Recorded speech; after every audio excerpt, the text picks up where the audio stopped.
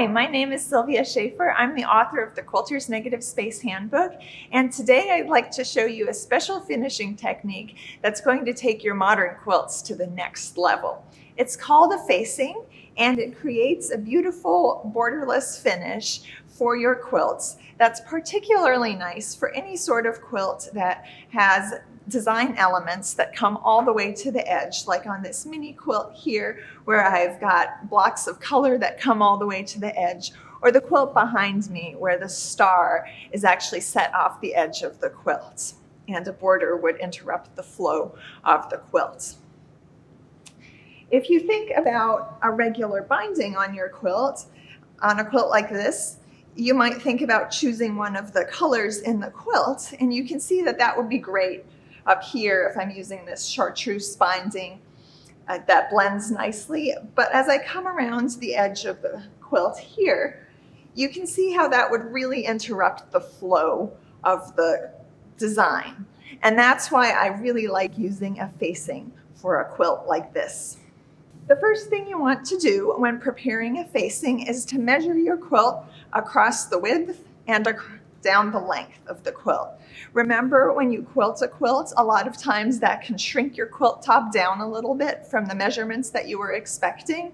So it's important to make sure that you know the true measurements of your quilt.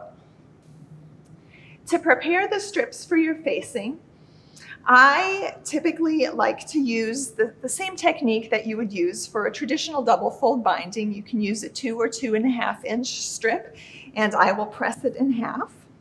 And what you want to do is cut 2 strips that are equal to the exact width of your quilt.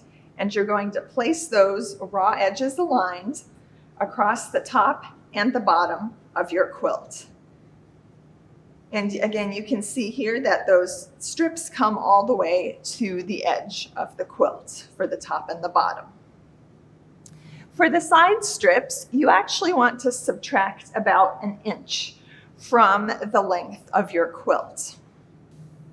And that's to reduce the bulk at the corners when we turn all of this to the back. So these strips are about 1 inch shorter than the length of the quilt, and I'm going to just place them on the sides of the quilt, again with the raw edges aligned. You'll see that they don't come all the way to the top and the bottom because they're a little short. There's about 1/2 inch or so of extra space. Don't worry about the raw edges. We'll make those magically disappear when we turn everything to the back. So I've aligned all of my facing strips. And at this point, you can pin or clip your facing to the quilt. I like to just use these little clips because they're quick and easy. So you can clip them to the edge of your quilt. Of course, with a larger quilt, you use more clips. And then what you're going to do is stitch all the way around the perimeter of the quilt with about a 1/4 inch seam. That's what I've done here. Normally you would use a contrast or a matching thread. I've used a contrasting thread here so you can actually see my stitching. So you can see I've just gone all the way around the perimeter of the quilt, turning the corners as I come to them. Before we turn this to the back, you want to clip the corners of your quilt to reduce the bulk in those corners and make sure that you get a really nice sharp corner. You can be pretty aggressive about this, particularly on the back of the quilt. The backing and the batting can be clipped as close to that line of stitching as you can get. Just make sure not to clip the actual line of stitching. You might have to remove a few quilting stitches to do that. Just be careful not to clip the top or the facing strips of the quilt because those are going to be what encases that corner. Once you've done that, you can use a tool with a sharp point to help you turn the facing to the back. So I'm just going to come in here and turn all of this to the back. And you can see that as I'm turning this to the back, those raw edges are going to flip in and be encased under the top and the bottom strips. You can go ahead and use some clips to help you hold those in place. It also helps to press this.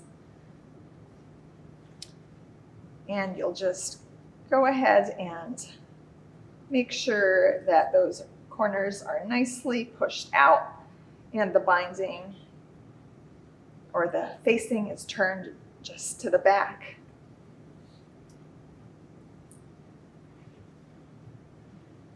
So you can see those raw edges are encased.